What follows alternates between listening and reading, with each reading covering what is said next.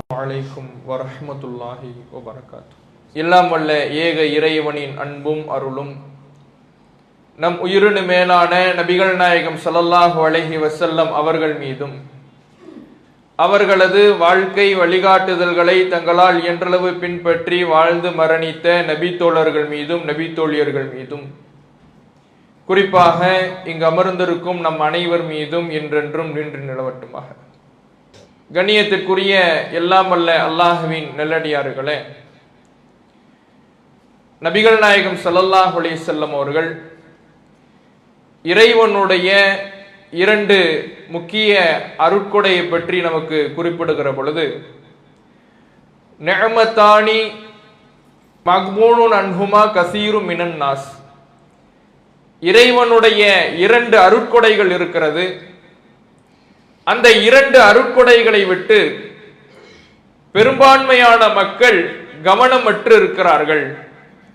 அஸ்ஸிஹத்து வல் ஃபராகு, ஒன்று ஆரோக்கியம், மற்றொன்று ஓய்வு என்று அல்லாஹுடைய தூதர் அவர்கள் குறிப்பிட்டு காட்டுகிறார்கள். இந்த இரண்டு அருட்கொடைகளையும் பெறக்கூடிய ஒரு பருவம் என்றால் அது மனிதனுடைய வாழ்வில் இளமை பருவமாகத்தான் இருக்கிறது.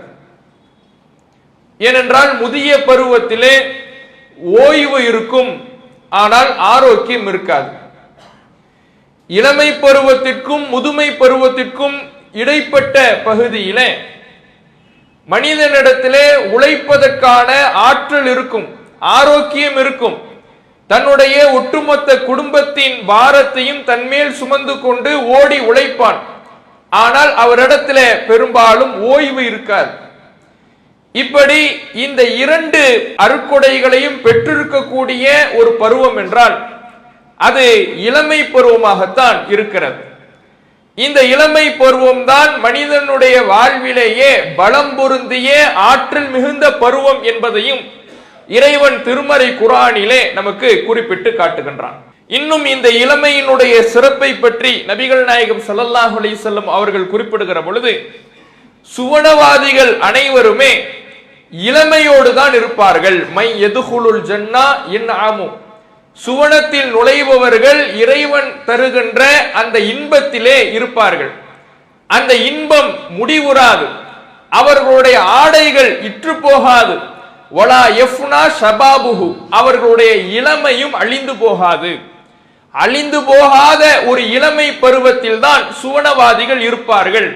அவர்களுடைய இளமைக்கு முடிவு வராது, முதுமை வராது என்பதை நபிகள் நாயகம் ஸல்லல்லாஹு அலைஹி வஸல்லம் அவர்கள் சொல்லி காட்டுகிறார்கள்.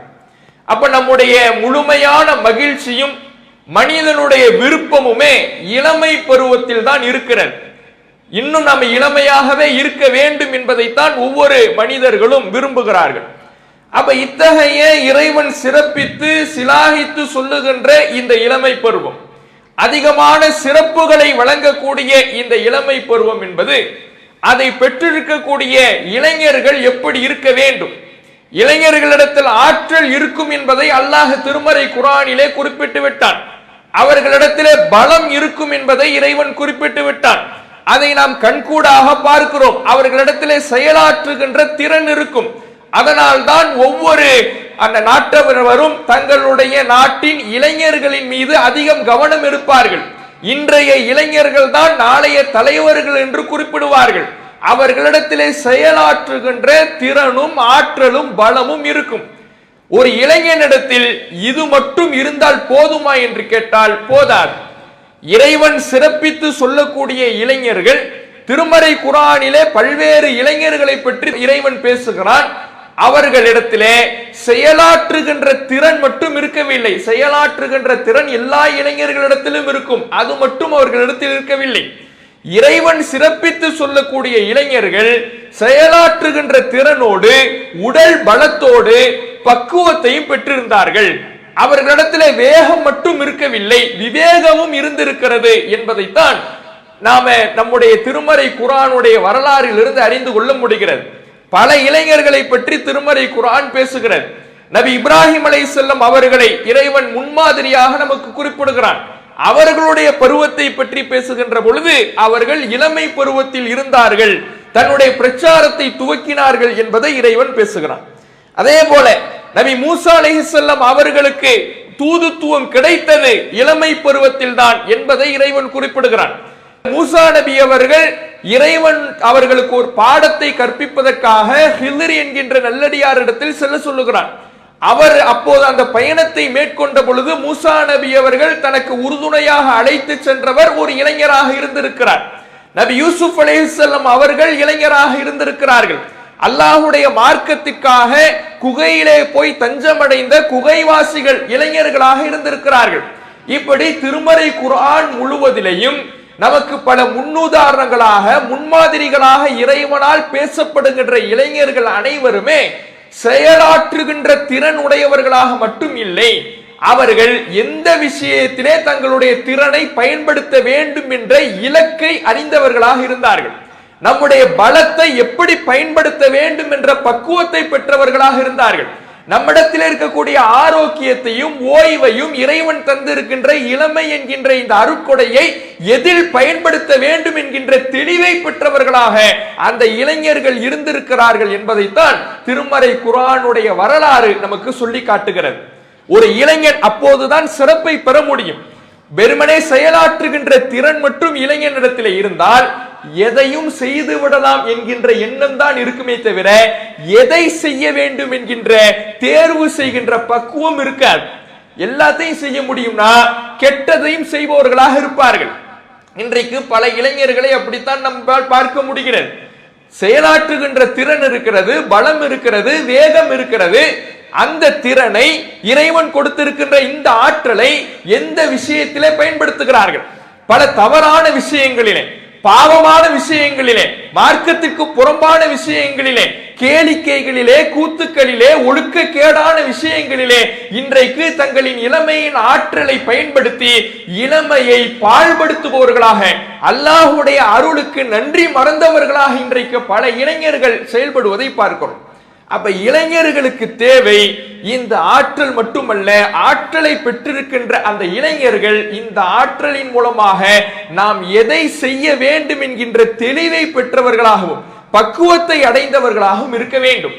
ஆனால் இன்றைக்கு இளைஞர்களை பாருங்கள், அவர்களுடைய செயல்பாடுகள் எப்படி இருக்கிறது? அவர்கள் எதை சுற்றி செயல்படுகிறார்கள்? தாங்கள் தங்களுடைய செயல்பாட்டை எதை நோக்கி அமைத்துக் கொள்ள வேண்டும் என்கின்ற தெளிவு இல்லாதவர்களாக அவர்கள் இருப்பதை நம்மால் பார்க்க முடிகிறது. இன்றைக்கு சமூக ஊடகங்களை சுற்றியும் செல்போனை சுற்றியும் தான் இளைஞர்களுடைய செயல்பாடுகள் இருக்கு. அதுதான் தங்களுடைய உலகம் என்று வாழ்ந்து வருகிறார்கள். சமூக ஊடகங்களும் சினிமாக்களும் எதை அவர்களுக்கு பிம்பமாக காட்டுகிறதோ அதை நோக்கித்தான் அவர்களுடைய செயல்பாடுகள் இருப்பதை நம்மால் பார்க்க முடிகிறது. தங்களை சுற்றி உள்ள பெற்றோர்களுடைய கஷ்டம் அவர்களுக்கு தெரிவது கிடையாது. தங்களை சுற்றி உள்ள மக்களுடைய சிரமங்கள் அவர்களுக்கு புரிவது கிடையாது. என்ன நாம் செய்கிறோம், இதனால் என்ன பயன் என்பதை அவர்கள் உணர்வது கிடையாது. இன்றைக்கு அவர்கள் எப்படி முடிவைத்துக் கொள்ள வேண்டும் சமூக ஊடகங்கள் தீர்மானிக்கிறது. எதை உடுத்த வேண்டும் சினிமா படங்கள் தீர்மானிக்கிறது. அவர்களுடைய பேச்சுக்கள் எப்படி இருக்க வேண்டும் இந்த சினிமா துறையினும் சமூக ஊடகங்களும் இன்ஸ்டாகிராம், ஃபேஸ்புக் போன்ற பக்கங்களும் அதில் வெளியிடப்படுகின்ற வீடியோக்களும் தான் தீர்மானிக்கிறது. இப்படி இந்த சமூக ஊடகங்களை சுற்றி வாழக்கூடிய இளைஞர்கள், அதனுடைய தாக்கத்தை பெறுகின்ற இளைஞர்கள் அதை நோக்கியே தங்களுடைய பயணத்தை அமைத்துக் கொள்வதை பார்க்கிறோம். யோசித்து பாருங்கள், இன்றைக்கு இளைஞர்களுடைய பலருடைய இலக்கு என்னவாக இருக்குது? ஒரு ஐபோன் ஒன்று வாங்கணும், நல்ல விலை உயர்ந்த ஒரு போன் வாங்கணும். தகப்பனார் கூலி வேலை பார்ப்பவராக இருப்பார். பெற்றோர் வீட்டிலே கஷ்டப்படுவார்கள், பொருளாதார சிரமம் அவர்களுக்கு இருக்கும். இவனை படிக்க வைப்பதற்கு பெரும்பாடுபட்டு கஷ்டப்பட்டு அவனை படிக்க வைப்பார்கள். என்னுடைய பிள்ளை படித்து முன்னேறி பொருளாதாரத்தில் ஒரு நல்ல நிலையை அடைய வேண்டும் என்கின்ற கனவோடு அவர்கள் வாழ்ந்து வருவார்கள். என் பிள்ளை ஒழுக்கம் உள்ளவனாக இந்த சமூகத்தில் வளம் வர வேண்டும் என்கின்ற கனவோடு அவர்கள் வாழ்ந்து வருவார்கள். நல்ல பிள்ளை என்கின்ற பெயரை என் பிள்ளை, என் மகன், என் மகள் எடுக்க வேண்டும் என்கின்ற ஆசையோடு வாழ்ந்து வருவார்கள். ஆனால் இவனுடைய நோக்கம் எல்லாம் எதை நோக்கி இருக்கும்? நல்ல விலை உயர்ந்த ஒரு போனை வாங்கணும். எப்படி வாங்குறது? காலேஜ் படிச்சுக்கிட்டு இருப்பான், ஸ்கூல் படிச்சுக்கிட்டு இருப்பான், இவனிடத்துல காசு இருக்காது. தகப்பனார்ட்ட அல்லது தாயார்ட்ட விடாப்பிடியாக நிற்பது. இதை நீங்க வாங்கி கொடுத்தாதான் நான் சாப்பிடுவேன். ஐபோன் வைத்துக் கொள்வதுதான் தன்னுடைய வாழ்க்கையின் மிகப்பெரிய லட்சியமாக இன்றைக்கு பல இளைஞர்கள் கருதி கொண்டிருக்கிறார்கள். புல்லட்டும் கேடிஎம் டியூக் போன்ற பைக்குகளையும் வாங்குவதுதான் தங்கள் வாழ்க்கையினுடைய மிகப்பெரிய லட்சியமாக நினைத்துக் கொண்டிருக்கிறார்கள். அதற்காக பெற்றோர் எவ்வளவு கஷ்டப்பட்டாலும் அதை பற்றி கவலை இல்லை. பெற்றோர் என்னுடைய தகப்பனார் வியர்வை சிந்தி ரத்தம் சிந்தி உழைக்கிறாரே, அந்த உழைப்பை உறிஞ்சுகிற இடத்தில் நான் இருக்கிறேனே, அதை பற்றி கவலை இல்லை. பெற்றோருடைய வாழ்வியலை பற்றி கவலை இல்லை, தன்னுடைய நிலையை பற்றி கவலை இல்லை. இதை வாங்கி நாம் என்ன செய்ய போகிறோம்? ஒண்ணுமே இல்லை. இன்றைக்கு சினிமா நடிகர்களும் சினிமாக்கள்ல காட்டப்படுகின்ற காட்சிகளும் சமூக ஊடகங்கள்ல காட்டப்படுகிற காட்சிகளும் அதுபோல நம்முடைய செயல்பாடை நாம அமைத்துக் கொள்வதனால் நமக்கு என்ன கிடைக்க போகிறது? இளைஞர்கள் யோசிக்கிறார்களா? இது நல்லதா கெட்டதா யோசிக்கிறார்களா? இது சரியானதா தவறானதா அதை தேர்ந்தெடுக்கின்ற உரிமையை பெற்றவர்களாக இருக்கிறார்களா? அந்த தெளிவை பெற்றவர்களாக அவர்கள் இருக்கிறார்களா? காதல் காமம் என்கின்ற கேளிக்கைகளிலேயும் களியாட்டங்களிலேயும் தங்களுடைய செயல்பாடுகளை அமைத்துக் கொண்டு பல இளைஞர்கள் ஒழுக்க கேட்டை நோக்கி செல்வதை பார்க்கிறோம். அப்போ வெறுமனே செயலாற்றுகின்ற திறனை மட்டும் நம்பி இளைஞர்கள் இருக்கக்கூடாது. அதை மட்டும் இருந்தால் எதையும் செய்து விடலாம் என்று தீய காரியங்களை கூட அவர்கள் வேகமாக செய்யக்கூடியவர்களாக இருப்பார்கள். அப்போ ஒரு இளைஞர்களுக்கு நம்முடைய இலக்கு என்ன என்கின்ற தெளிவு இருக்க வேண்டும். நபிகள் நாயகம் ஸல்லல்லாஹு அலைஹி வஸல்லம் அவர்கள் உருவாக்கிய இளைஞர்கள் அப்படித்தான் இருந்தார்கள். அல்லாஹ்வுடைய தூதர் அவர்கள் உருவாக்கிய இளைஞர்கள், சஹாபாக்கள், அவர்களுடைய வாழ்க்கையை பாருங்கள். நபிகள் நாயகம் ஸல்லல்லாஹு அலைஹி வஸல்லம் அவர்கள் சில இளைஞர்களை தேர்ந்தெடுத்து அவர்களை அபிசீனியா என்கின்ற ஒரு நாட்டிற்கு அனுப்பி வைக்கிறார்கள். இங்கே மக்காவிலே மிகப்பெரிய பிரச்சனைகளும் இஸ்லாத்தை ஏற்றுக்கொண்டதற்காக கடுமையான துன்பங்களும் அடி உதைகளும் கடுமையான துன்பத்திற்கு உள்ளாக்கப்படுகிறார்கள். இந்த சூழலில் நபிகள் நாயகம் ஸல்லல்லாஹு அலைஹி வஸல்லம் அவர்கள் சில இளைஞர்களை நஜ்ஜாஷி என்கின்ற மன்னரிடத்துல அபிசீனியாவிற்கு சென்று நீங்கள் அடைக்கலம் தேடுங்கள்னு அனுப்பி வைக்கிறாங்க. அங்கே போறாங்க. இவர்கள் போன தகவல் அறிந்த மக்கத்து முஷ்ரிக்கீன்கள் அவங்க ஒரு 2 பேர் அனுப்பி வைக்கிறாங்க. எதற்காக அனுப்பி வைக்கிறாங்கன்னா, அவங்கள அங்கு சென்ற இளைஞர்களை மீண்டும் நம்முடைய நாட்டுக்கு நம்முடைய ஊருக்கு மக்காவுக்கு கொண்டு வந்து விட வேண்டும். அவர்கள் அங்கே சென்றால் அவர்கள் பலம் பெற்றவர்களாக மாறிவிடுவார்கள். அதற்கு நாம் அனுமதிக்க கூடாது. அவர்களை உடனே அழைத்து வந்து விட வேண்டும் என்று 2 பேர் அனுப்பி வைக்கிறாங்க. இப்படி போற 2 பேரும் நஜ்ஜாஷி மன்னர் இடத்துல போய் இவர்களை பற்றி பேசுகிறார்கள். என்ன பேசுறாங்கன்னா, இன்னஹு கது சபா இலா பலதிக்க மின்னா வெல்மானுன் சுஃபஹா, சில முட்டாள் இளைஞர்கள் உங்களுடைய ஊருக்கு மதம் மாறி வந்திருக்கிறார்கள். எங்களுடைய வழிமுறைகளை எங்களுடைய கொள்கை கோட்பாடுகளை எல்லாம் விட்டு புறக்கணித்து வந்திருக்கிறார்கள் என்று அந்த நஜ்ஜாஷி மன்னர் இடத்துல சொல்றாங்க. இதுல அவர்கள் பயன்படுத்தக்கூடிய வார்த்தையை பாருங்க, முட்டாள் இளைஞர்கள்ங்கிறாங்க. மக்கத்து முஷ்ரிக்கீன்களுடைய பார்வையிலே சரியான பாதையை தேர்ந்தெடுத்து செல்லக்கூடிய இந்த சஹாபாக்கள் இளைஞர்களை பார்த்து அவர்கள் சொல்லக்கூடிய வார்த்தை முட்டாள் இளைஞர்கள் அப்படின்னு வசைபாடுறாங்க. யோசித்து பாருங்கள், இன்றைக்கு இதே நிலை இளைஞர்களுக்கு மத்தியிலேயும் இருப்பதை பார்க்கலாம். இளைஞர்கள் இன்றைக்கு ஒரு தவறை செய்கிறார்கள் என்றால், மது ஒரு போதைப் பொருளை அருந்துகிறார்கள் என்றால், சிகரெட்டு குடிக்கிறாங்கன்னா அல்லது இன்ன பிற தங்களுக்கு எந்த விதத்திலையும் பயன் தராத கேடு தரக்கூடிய மார்க்கத்துக்கு புறம்பான செயல்களை செய்யறாங்கன்னா, அதுல ஒருத்த மட்டும் ஒதுங்கி இருந்தான்னு வைங்க, அந்த செட்டுல ஒருத்த மட்டும் தவிர்த்து கொண்டு இருக்கிறான், அதை வேணாம்னு இருக்கிறான்னு வைங்களேன், அவன் தான் முட்டாள்ங்கிற மாதிரி அவன் பார்ப்பான். அவனுக்கு ஒண்ணுமே தெரியலங்கிற மாதிரி பார்ப்பான். அவனுக்கு பழம்னு ஒரு பேரை வைப்பான். அவனை பல பட்ட பேர்களின் சொல்லி அழைத்து இவன் உலகம் அறியாதவன் என்று கூறி அவனுடைய ரோஷத்தை தூண்டுவதன் மூலமாக அவனையும் பாவத்துக்கு இழுக்க பார்ப்பான்.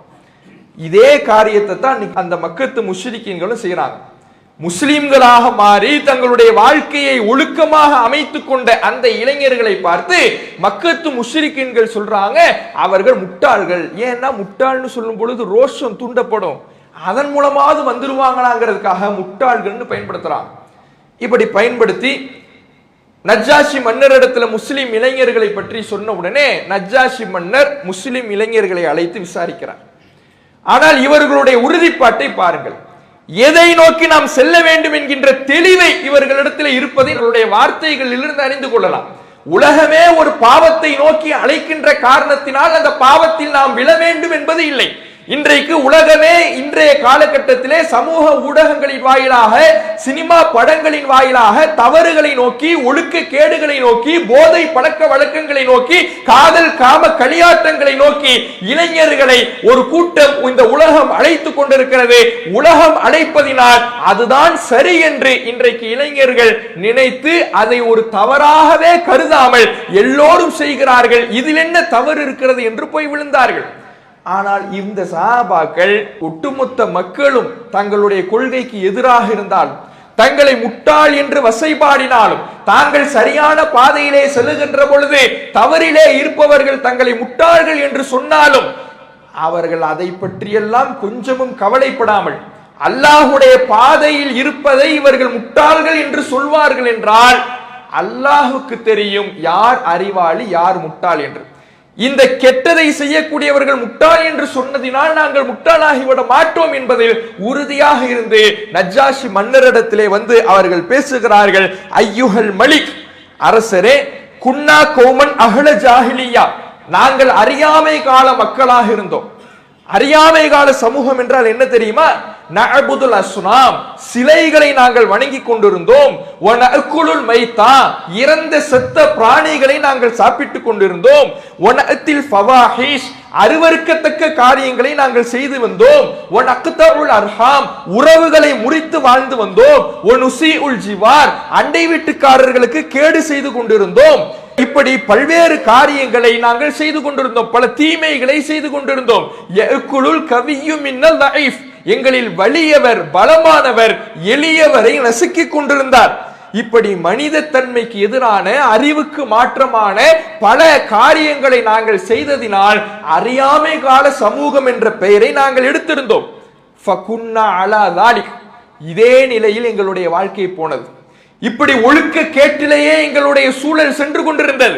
எங்களுடைய வாழ்நாள் காலம் எல்லாம் இந்த பாவத்திலேயே திளைத்துக் கொண்டிருந்தது. அப்போதே ஹத்தா பஅஸல்லாஹு இலைனா ரசூலம் மின்னா, அல்லாஹ் எங்களிலிருந்து ஒரு மனிதரை இறை தூதராக நியமித்தான். அவர் நல்லவர் என்பதை நாங்கள் இதற்கு முன்பே அறிந்திருந்தோம். அவர் உண்மையாளர் என்பதை நாங்கள் அறிந்திருந்தோம். ஃபதஆனா இலல்லாஹி லினுவஹிதஹு, அல்லாஹ் ஒருவனை மட்டுமே வணங்க வேண்டும் என்கின்ற ஏகத்துவத்தை நோக்கி அவர் எங்களை அழைத்தார். நாங்களும் எங்களுடைய முன்னோர்களும் எந்த கற்சிலைகளை வணங்கி கொண்டிருந்தோமோ அதை விட்டு விலகிவிட வேண்டும் என்று எங்களை அவர் அழைத்தார். ஹதீஸ், உண்மை பேச வேண்டும் என்று கட்டளையிட்டார். அமானா, அமானிதத்தை நிறைவேற்ற வேண்டும் என்று சொன்னார். ரஹீம், உறவுகளை இணைத்து வாழ வேண்டும் என்று சொன்னார். ஜிவார், அண்டை வீட்டுக்காரர்களுக்கு நல்லுபகாரம் செய்ய வேண்டும் என்று சொன்னார். மஹாரிம், தப்பான பாவமான காரியங்களிலிருந்து விலகி இருக்க வேண்டும் என்று எங்களுக்கு அவர் கட்டளையிட்டார்.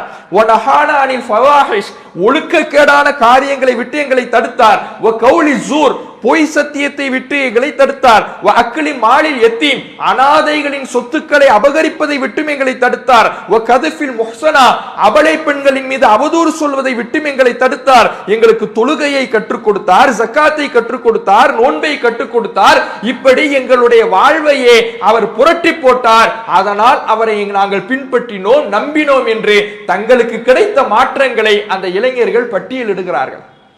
எப்படியான ஒழுக்க கேட்டிலே, ஒழுக்க வீழ்ச்சியிலே நாங்கள் வீழ்ந்து கிடந்தோம். கேளிக்கைகளிலேயும் கூத்துக்களிலேயும் அருவருக்கத்தக்க காரியங்களிலேயும் எங்களுடைய வாழ்க்கையை மூழ்கி கொண்டிருந்தது. மனிதத்தன்மைக்கு அப்பாற்பட்ட செயல்களில் நாங்கள் ஈடுபட்டிருந்தோம்.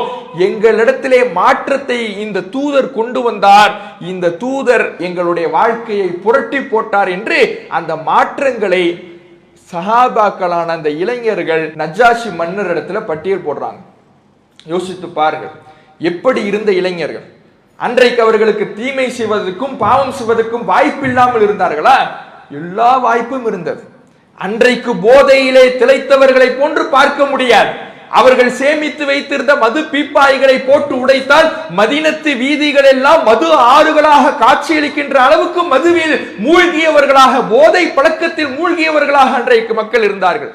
விபச்சாரத்திலேயும் ஒழுக்க கேட்டிலேயும் திளைத்தவர்களாக இருந்தார்கள். கேளிக்கைகளிலேயும் கூத்துக்களிலேயும் அவர்கள் மூழ்கியவர்களாக இருந்தார்கள். இப்படியான எல்லா விதமான பாவங்களும் நிரம்பியிருந்த அந்த காலகட்டத்தில் தான் இது நம்முடைய ஆற்றலை செலவழிக்க வேண்டிய இடம் இல்லை, இது நாம் செல்ல வேண்டிய பாதை இல்லை, இறைவன் நமக்கு இளமை என்கின்ற ஆற்றலை தந்திருக்கிறான் என்றால் இதை நல்ல வழியிலே பயன்படுத்த வேண்டும்.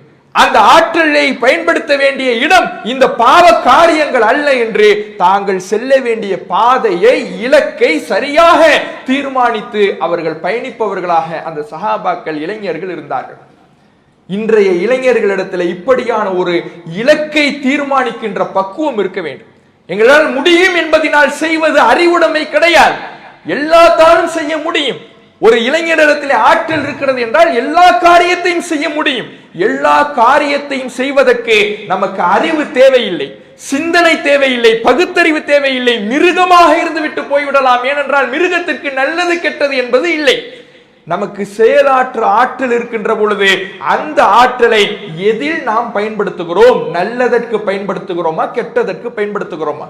உலகமே சேர்ந்து ஒரு கெட்டதை நல்லது போல காண்பித்தாலும், அந்த கெட்டது என்று உணராமல் செய்தாலும் அதை நோக்கி போவது என்னுடைய வேலை அல்ல. என்னுடைய இலக்கை சரியாக தீர்மானிப்பதுதான் ஒரு அறிவுள்ள ஒரு மூமினுக்கு, ஒரு முஸ்லிமுக்கான எடுத்துக்காட்டு என்பதை இலக்கை நிர்ணயித்து பயணிக்கக்கூடிய இளைஞர்களாக இருக்க வேண்டும். இப்படியான இளைஞர்களை தான் ரசூல்லா உருவாக்குனாங்க. எப்படி உருவாக்குனாங்கன்னா, அன்றைய காலத்தில் அந்த இளைஞர்கள் இவ்வாறு உருவாவதற்கு 2 விஷயங்கள் இருந்தது. ஒன்று, அந்த இளைஞர்கள் அறிவுரையை கேட்பவர்களாக இருந்தாங்க. பெரியவர்கள் அறிவுரை சொல்லுகின்ற பொழுது நல்ல அணுகுமுறையோடு சொல்பவர்களாக இருந்தாங்க. இந்த 2 விஷயமும் தான் இளைஞர்களை நல்வழியை நோக்கி திருப்பியது. அவர்களுடைய இலக்கை சரியாக அமைப்பதற்கு சரியான வழியை காட்டியது. நபிகள் நாயகம் ஸல்லல்லாஹு அலைஹி வஸல்லம் அவர்களிடத்துல ஒரு 20 இளைஞர்கள் ரசூலுல்லாஹ்ட்ட வந்து தங்கி அவர்கள் அல்லாஹுடைய தூதர் அவர்களிடத்துல அறிவுரை பெறாங்க. மார்க்கத்தை கற்றுக்கொள்வதற்காக அல்லாஹுடைய தூதர் அவர்களை நோக்கி வருகிறார்கள். அவர்கள் 20 நாட்கள் தங்குறாங்க. பல இளைஞர்கள் 20 நாட்கள் ரசூலுல்லாஹ்விடத்துல தங்கி அறிவுரைகளை கேட்டு பெறுகிறார்கள். யோசிச்சு பாருங்க, அறிவுரைகளை இன்றைக்கு கேட்கின்ற பழக்கமே இளைஞர்களிடத்தில் கிடையாது. அறிவுரைகளை ஒருவர் சொல்லுகிறார் என்றாலே அவருக்குன்னு ஒரு பேர் வச்சிருக்கிறான், பூமர்னு. பூமர் அங்கிள் சொல்லி இளைஞர்களுக்கு போய் நீங்க அறிவுரை சொல்றீங்கன்னு வைங்களேன், உங்களுக்கு ஒரு பட்ட பேரை சுட்டி கொடுக்கிறான். அறிவுரையை கேட்க வேண்டும், காது கொடுத்து கேட்க வேண்டும் என்கின்ற பழக்கமே இன்றைக்கு இளைஞர்களிடத்தில் தொலைந்து போயிருப்பதை பார்க்கிறோம். இதுதான் மிகப்பெரிய சிக்கலில் இன்றைக்கு இளைஞர்களை அழைத்து செல்கிறது. சிந்திக்க விடாமல் இன்றைக்கு உலகம் அழைத்து செல்லுகின்ற தவறான பாதைகளை சிந்திக்க விடாமல் திரை போடுகின்ற ஒரு மிகப்பெரிய அம்சமாக அறிவுரை கேட்பதை அவர்கள் புறக்கணிப்பதுதான் இருக்கிறது. முதல் அறிவுரைகளை கேட்கணும். நாம் அதை செய்யணுங்கிறது இரண்டாவது. கேட்க வேண்டும். கேட்டால்தான் நாம் நடப்பது நல்லதா கெட்டதா, நாம் செல்லக்கூடிய பாதை சரியா தப்பா என்பதை என்ற புரிதலே அறிவுரைகளின் மூலமாகத்தான் கிடைக்கும். ரசூலுல்லாஹ்விடத்துல அந்த இளைஞர்கள் அறிவுரைகளை பெற்றார்கள். தங்கி இருக்கின்ற பொழுது அல்லாஹுடைய தூதர் அவர்கள் எப்படி நடந்து கொண்டார்கள் என்பதையும் அந்த இளைஞர்கள் பதிவு செய்யறாங்க. கான ரசூலுல்லாஹி ஸல்லல்லாஹு அலைஹி வஸல்லம் ரஹீமன் ரஃபீகா, அல்லாஹுடைய தூதர் அவர்கள் எங்களிடத்திலே ஒரு நண்பனை போலவும் இரக்கம் உள்ளவர்களாகவும் எங்களை அணுகினார்கள். அறிவுரை சொல்லக்கூடியவங்களும் எப்படி இருந்தாங்க? ரசூலுல்லாஹ் பெரியவர், வயதில் மூத்தவங்க. அவர்கள் அல்லாஹுடைய தூதர் அவர்கள் இளைஞர்களுக்கு அறிவுரை சொல்லும் பொழுது நல்ல அணுகுமுறையை கடைபிடிச்சிருக்கிறாங்க, அன்போடு அணுகி இருக்கிறாங்க, அவர்களை கோபத்தோடு அணுகவில்லை என்பதையும் இதிலிருந்து நம்மால் பார்க்க முடிகிறது. அதே போல நபிகள் நாயகம் ஸல்லல்லாஹு அலைஹி வஸல்லம் அவர்கள் ஒரு விருந்தில் கலந்து இருக்கின்ற பொழுது ரசூலுல்லாஹ்வுக்கு வலது பக்கத்துல இளைஞர் ஒருவர் உட்கார்ந்து இருக்கிறாரு, இடது பக்கத்துல பெரிய பெரிய மூத்த சஹாபாக்கள்லாம் உட்கார்ந்து இருக்கிறாங்க. நபிகள் நாயகம் ஸல்லல்லாஹு அலைஹி வஸல்லம் அவர்கள் பாலை அருந்தி விட்டு மீதம் இருக்கக்கூடியதை இப்போ ரசூலுல்லாஹ் வலது பக்கம் தான் ரசூலுல்லாஹ் எப்போதும் முற்படுத்துவாங்க, வலதுல இருக்கிறவங்களுக்கு தான் கொடுப்பாங்க. இப்ப இங்க சின்ன வயசுக்காரர் இருக்கிறார், இங்க பெரிய பெரிய அபூபக்கர், உமர் ரலியல்லாஹு அன்ஹு போன்ற மூத்த சஹாபாக்கள்லாம் இருக்கிறாங்க. இப்ப ரசூலுல்லாஹ்வுடைய அணுகுமுறையை பாருங்க. சின்ன வயசு தானே, அலட்சியம் பண்ணல. இவன்ட்ட என்ன கேட்டுக்கிட்டு, ஆட்சியே நம்ம கையில இருக்கு, இவர்கிட்ட என்ன கேட்டுக்கிட்டு, ரசூலுல்லாஹ் அப்படி பார்க்கல. அவர்கிட்ட கேட்கிறாங்க, நீ அனுமதி தந்தால் நான் இவரிடத்தில் இதை கொடுக்கிறேன்ங்கிறாங்க. அவர் சொல்றாரு, அல்லாஹ் அப்படி சொல்றேன், உங்களிடத்திலிருந்து கிடைக்கக்கூடிய இந்த பரக்கத்தை நான் இழக்க விரும்பவில்லை, என்னிடத்திலே கொடுங்கிறார். ரசூலுல்லாஹ் சரின்னு கொடுக்கவும் செய்யறாங்க. இந்த இடத்துல ஒரு இளைஞருக்கு முக்கியத்துவம் கொடுக்காம, அவரை சரியான முறையில் அணுகாம, கோபத்தோடு அவரை ஆத்திரத்தோடு அணுகக்கூடியவர்களாக நபிகள் நாயகம் ஸல்லல்லாஹு அலைஹி வஸல்லம் அவர்கள் இல்லை. ஆட்சியே தன் பக்கம் இருந்தாலும் நீ உன்கிட்ட என்ன கேட்கிறதுன்னு பார்க்கல, அவரிடத்துல அனுமதி கேட்கிறாங்க ரசூலுல்லாஹ். இந்த அணுகுமுறையும் அறிவுரை கேட்க வேண்டும் என்கின்ற இளைஞர்களிடத்தில் இருந்த தன்மையும் தான் ஒரு மாற்றத்தை நோக்கி இளைஞர்களை அன்று வழிநடத்தியது. அதுதான் இன்றைய இளைஞர்கள் சரியான வழியில் நடப்பதற்கும் தேவையான ஒன்றாக இருக்கிறது.